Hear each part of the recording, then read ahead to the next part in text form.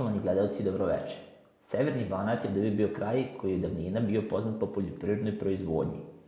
U svemu tome posebno se izdvaja proizvodnja začinske crvene paprike, koji je naš kraj i naše mesto, Novi Kneževac, proslavilo širom naše države pa i sveta. Nema tog čoveka koji u našoj državi nije čuo za alevu papriku, koja je postala sinonim za sve vrste začinske crvene paprike. Stoga se u našim glavama rodila misao da napravimo jedan čitav serijal emisija posvećen proizvodnji ovog začina, banatskog crvenog zlata, od setve do finalnog proizvoda. U svemu tome, u glavnoj ulozi našeg sagovornika u ovom poslu narednih meseci biće Tima Jovanov, dugogodišnji proizvođač začinske crvene paprike i to na tradicionalan način, baš onako kako su radili naši stari pre više od 100 godina. Timo, dobroveče. Dobroveče. Hteo bih da vas pozdravim, da vas zahvalim što ste mi ukazali tako veliko poverenje da vam budem ja taj koji će vam ispričati priču i pokazati kako se proizvodi paprika na tradicionalan način, kako su u stvari proizvodili papriku na tradicionalan način. Ja moram vam reći da nisam iz Novog Kneževca, ja sam rođeni Čokanin, znači ukratko ću vam reći da sam se rodio u Čoki 1952. godine u radničkoj porodici od oca Vitomira i majke Jele. Imao sam rođenog brata Radislava i ja sam osnovnu školu završio u Čoki, srednju gimnaziju u Senti, a posle toga sam upisao poljoprivredni fakultet, smer zaštitu bilja.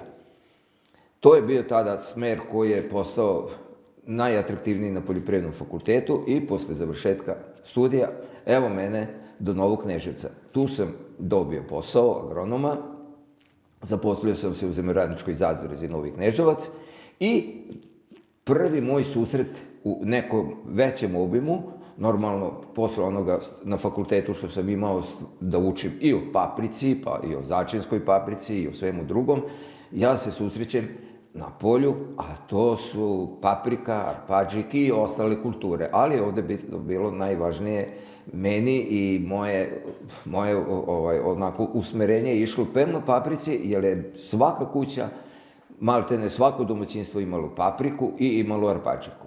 Tako da sam ja tu radio u zadruzi nekoliko godina kao agronom i onda me put vodi za direktore zadruga u Srpskom Krsturu, u Banatskom Aranđelu, na Kupusini, ali dalje se bavim agronomijom. Znači, gde sam bio direktor, tu sam bio i agronom i, znači, na neki način radio sam u kompletnoj opštini, obišao sam maltene sva naseljena mesta, tu sam radio i uglavnom tu su se svi ljudi i bavili sa ovim, pored ratarske proizvodnje, najviše je bila ova povrtarska proizvodnja zastupljena, a to je bila industrijska paprika, jer mi imamo u Kneževcu alevu fabriku i normalno to se uglavnom proizvodilo za alevu.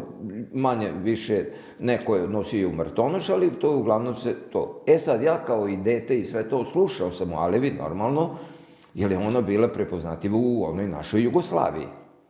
Sada ja tu počinjem polako da se više usmeravam prema tome i uglavnom na neki način to što sam se bavio ovom proizvodnjom, ja sam tu počeo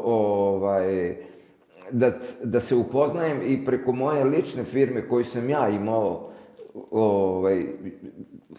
gde sam se bavio i prodajom semenske robe i uglavnom to je išlo nekoliko godina dok je postojala Jugoslavija i kasnije raspadom Jugoslavije, ajde moj deo agronomske struke je otišao u neke privatne kompanije gde sam bio stručni saradnik i sa tim bi na neki način, eto, vreme proletelo i da sam stigao i do penzije.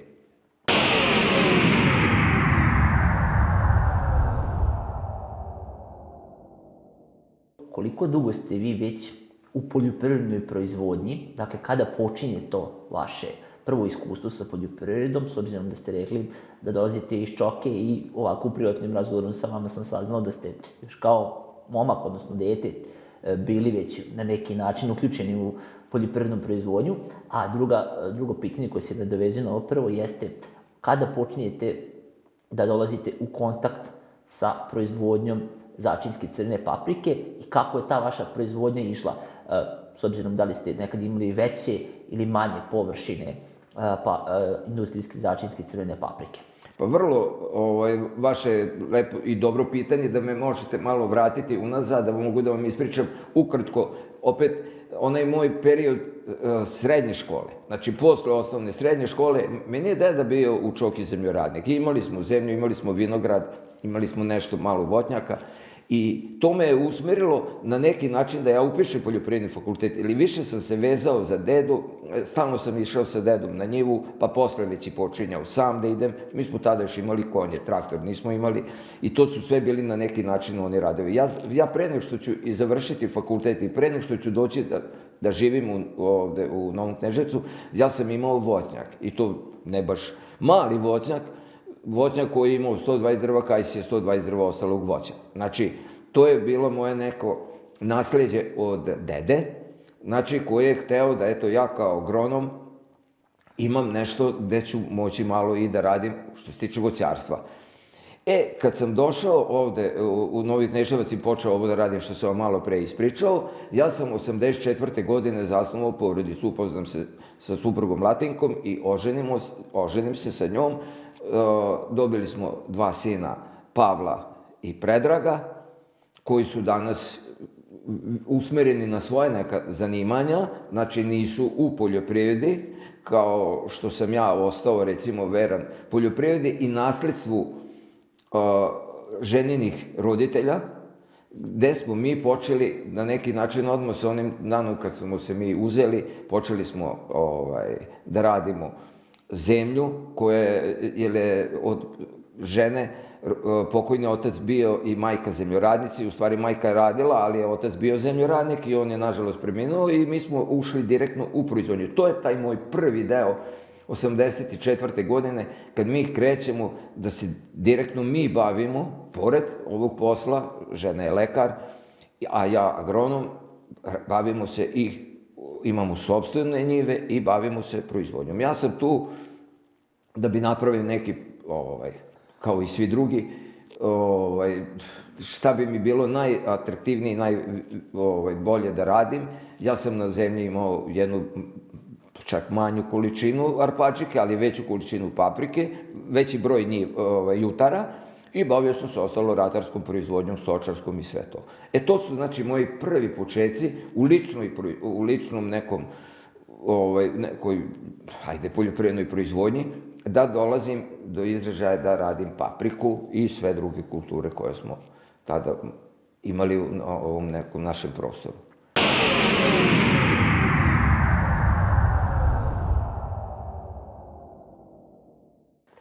Dakle, za vas se može slobodno reći da se već, skoro 40 godina bavite poljoprivrednom proizvodnjom. To vas je opredelilo da vas mi pozovemo da budete naš sagovornik u ovoj emisiji, dakle, pored vašeg neospornog znanja kao stručnog lica, naime, vi ste inženjer zaštite bilja i dugogodišnji proizvođač i prodavac, kao što smo čuli. Dakle, poljoprivredno iskustvo, 40 godina u poljoprivrednoj proizvodnji nije mala stvar. A ono što nas očekuje u ovim emisijama, serijalu koji je pred nama i koji ćemo narednih meseci provesti kako na vašoj njivi, tako i u vašoj kući, gde će biti prilike da vidimo kako izgleda to, sve te faze u proizvodnji paprike. Pa eto, ja bih sada voleo da vi ispričate našim gledaocima šta to nas sve čeka, šta će oni imati to sve prilike da vide u ovim narednim mesecima koji su ispred nas, dakle, tokom čitave ove 2023. godine. Dakle, od onog momenta kada izađemo na njivu, izvršimo setvu, s tim sam dao uvod, do onog momenta kada ćemo imati gotov proizvod, dakle, imat ćemo začinsku crvenu papriku, pa ispričajte nam onako kako to teče, kako to ide, koje su to sve faze, koje se mogu tu vidjeti i šta će sve, naravno, oni imati prilike da vide. Ja bih našim gledalcima preporučio da oni, ako mogu ispratiti te sve emisije, kojim ćemo mi, evo sad ću vam ja pokušati u kratkim crtama da kažem šta nas očekuje u toku kalendarske godine, u toku sezone proizvodnje paprike. Mi, znači, negde krajem marta, sve zavisi kako bude vreme, recimo, kako dozvoli priroda počet ćemo sa setvom. Znači, obično ja krećem sa setvom negde 20 i nekog marta, kažem, sve zavisi od vremena, plus minus, to je tu. Paprici da bi nikla i da bi počela prvi neki poslovi da se posle rade, znači tu je negde krajem aprila, početkom maja. Sejemo, inače, ostalom, naši cenjeni gledalci će vidjeti sa kakvim selicama sejemo, to su pneumatske selice, može i ručno, znači sve ćemo objasniti. Jedno, kažem, paprika dugo niče, znači tu će doći do problem, verovatno, pod znacima navoda, problem sa korovima, znači pošto kod paprike nemamo neke registrovane preparate, herbicide sa kojima se može paprika tretirati, sem što se radi sa ovim totalnim herbicidima, prenicanja, ali uglavnom vidjet ćete, znači, ko bude pratio taj ceo serijal, kako mi dalje radimo. Znači, posle nicanja ili ako dođe do nekog problema sa nicanjem, a i to se dešava, jer nekada znaju da budu velike kiše u to neko doba, ne kiše kao u smislu da dugo padaju, nego sa pljuskovima, onda one sabiju zemlju i paprika teško niče, pošto mi uglavnom sada sejemo papriku sa jednom manjom količinom semena i ona ima problem nicanja, jer je puno manja, puno je ređe posejana i onda je problem nicanja i onda mi to sa malim grabljicama skidamo koru da bi ona mogla da nica. Ali dobro, nije to svaka godina takva. Vidjet ćemo kakva će biti ova sada, pa ćemo to vidjeti, ako bude trebalo, pokazat ćemo i to kako se radi. Uglavnom, znači, posle nicanja kreće prvi neki radovi, a to je ono nekada kako su porodice radile, jer to su sve porodični bili, ne mogu da kažem biznisi, ali neki način svaka kuća je imala, pa su to porodice radile, neko i sa nadičarima, i u našem domaćinstvu to radimo supruga i ja. Znači, kreće prvo plevljenje, prvo kopanje paprike i tako do maltene berbe. Tu dolazi sada sledeće, nisam vam rekao, ja recimo sejem sa paprikom, zajedno paradajz, peršun i mrkvu. Znači, to se seje, tako se nekada radilo i tako se nekada su domaćinstva imala, znači, za celu ovu sezonu, za celu kalendarsku godinu imali su, znači, da svoj paradajz u paprici, to je jedan sigurno najbolji ukus, tako se barem i priča, i ja sam imao prilike to da doživim i da pokažem ljudima da je to ubedljivo najbolje. On stiže tek tu negde početkom avgusta i krajem avgusta i to je u puno već sunčanih dana i to je ubedljivo najlepši i najkvalitetniji paradajz. Zeleni šargarepa stižu u jesen, znači i to ima. Mnogi stavljaju rotkvice, koje su fantastične isto, znači u paprici, a nekada su ljudi sejali i crno seme iz razloga da bi obeležavali, crno seme veoma brzo niče, i da bi obeležavali redovi, da bi mogli sa konjima da se špartaju njive i to da bi ušli u njivu i da se radi paprika od korova i pre nego što nikne. Sad, mi verovatno to nećemo moći pokazati iz razloga što ja crno seme ne stavljam, ali vidjet ćemo kako se šparta, ja sad to radim traktorom, i onda ćemo vidjeti šta sledeće dolazi. Recimo, imat ćemo, pošto ja pokušavam da sad na svojim njivama, a tako je i krenulo sada zadnjih godina, a i od početka, da što manje tretiram papriku, da se što više baziram na proizvodnji, na neki način bio proizvodnji. Znači, ne mogu kazati da je organska, ali mogu da kažem da je bio proizvodnja. Što manje tretmana da imam i da bude što manje kontakta sa hemijom. Bez obzira što ja kao agronom, kao zaštitar, vodim računa o svim tim preventivnim merama, kako treba raditi, mi ćemo i reći kako to treba raditi, od čega se držati, naročito karence, naročito doze, primene i sve to, ali opet ja pokušavam, pošto imam i ove druge proizvode u sklopu paprike, da se što manje znači moje njive nisu tretirane sa insekticidima, naročito tim zemljištem i to u kojoj se nalazi šargarepa i zelen. I tako da pokušavam da izađe na tržište ili svoje lično, znači roba koja najmanje ima u sebi pesticida.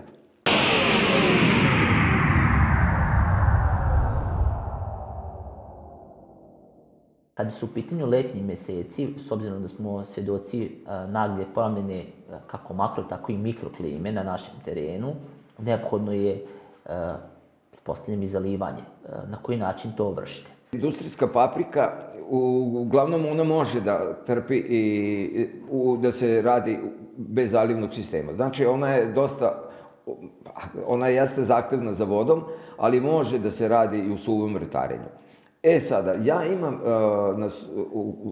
pored svoje njive, imam kanal koji je snabdeven sa tiskom vodom i koji je sve vreme ima vodu.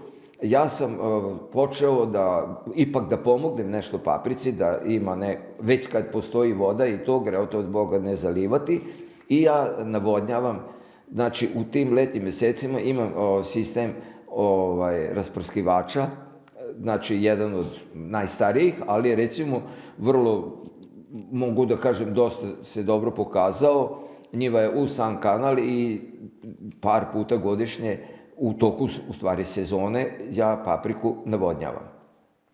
Znači, omogućujem je, jer je postalo ovih zadnjih godina, izuzetno sušne su i, recimo, nije loše, recimo, već kad imamo tu privilegiju da imamo vodu, nije loše iskoristiti. To tako da ćemo pokazati gledaocima i kako to funkcioniše, kako to radi. Vidjet ćemo da li će ova godina biti takva da će trebati navodnjavati. Daj Bože da ne treba, da budu padavine tako raspoređene da se one, bilo je i takvih, i češće su takve godine, ali evo sad zadnje 2-3 godine je bilo da smo morali navodnjavati jer su bile izuzetno sušne. Spomenuli ste paradajz, dakle, kada dođe taj mesec avgust, svedoci smo da se, pored paradajza u ishrani, koristi paradajz za spremanje zimnice.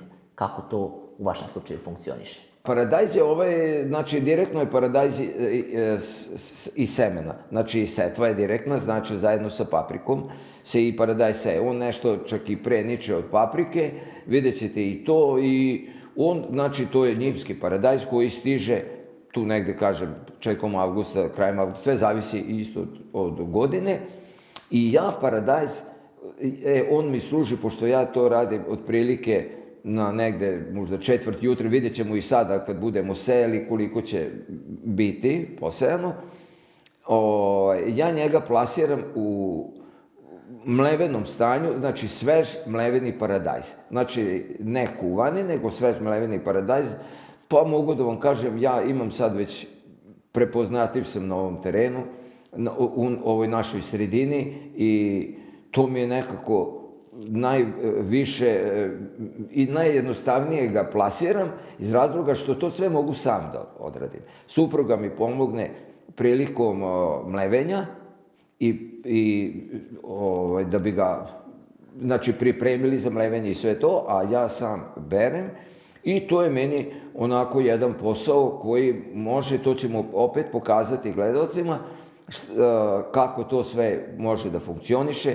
Sad jedino što su to neke ograničene količine u prodaji, a samim tim onda moram da imam ograničenu neku količinu i u setvi, da bi se taj meni proizvod mogao plasirati, da mi mnogo ne ostane i tako.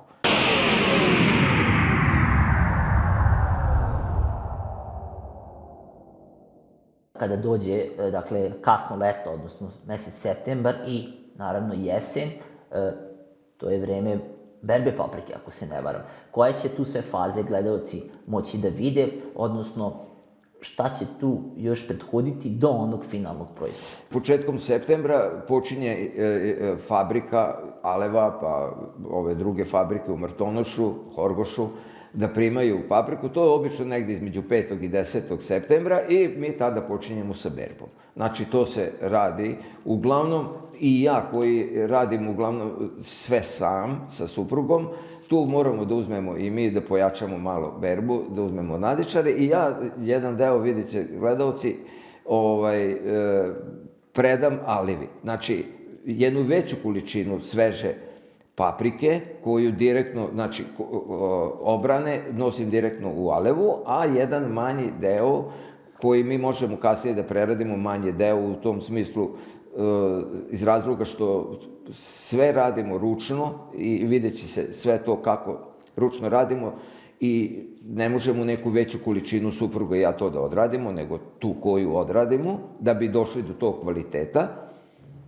Mi to ostavljamo sebi i vidjet ćete to sada u tim emisijama kako mi, kad ona stigne kod nas kući, kako ona se niže, kako se kači, kako to ostane da jedan određeni period da ona dođe do faze da treba da ide u sušaru i posle sušare kako će ići na cepanje, na odvajanje korena, semena i svega toga, fileta i posle tog će doći do mlevenja, pakovanja i do gde stvaramo finalni proizvod i gde ona stiže onda na trpeze naših cenjenih potrošača. Gledalci će i to vidjeti kako ona izgleda, kako taj deo, ručni deo ide i kako se nekada radilo. A mislim da je to ona, naše, verovatno će ljudi videti u tom delu da šta znači ručni rad i šta znači stvoriti pravi kvalitet, a mislim da je ovo naše podneblje, naročito ovaj deo gde mi živimo u Novom Kneževcu, stvoren da se proizvodi takva kvalitetna paprika, a naročito je to bitno da ljudi vide da je to jedan začin koji je veoma bitan za mnoga jela. On se vezuje uglavnom za paprikaše, riblje čorbe, kulene i za milion drugih jela, ali začin koji može, gledalci to znaju i svi koji ga koriste, da je jedan od ređih začina koji daje više u jednom momentu kad ga konzumirate, on daje boju, daje ukus, daje miris. Znači, jelo, korišćenjem mlevene začinske aleve paprike, vi recimo dobijate jelo raznoraznih u smislu kvaliteta na više načina, znači od boje, mirisa, ukusa. Znači, to je redak začin koji će sve to da vam pruži na jednom mestu, recimo. I zato je to sad, mislim, da ljudi se uvere šta znači pravi kvalitet.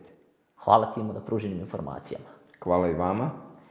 A vama, poštovani gledalci, savjetujem da budete svih narednih 9 epizoda uz nas, jer ste možda baš vi ti koji želite da počnete proizvodnju začinske crvene paprike i imate taj svoj proizvod u vašim domaćinstvima, a svakako ovaj serijal služi da vas ohrabri i podstakne u tome. Prijatno večer.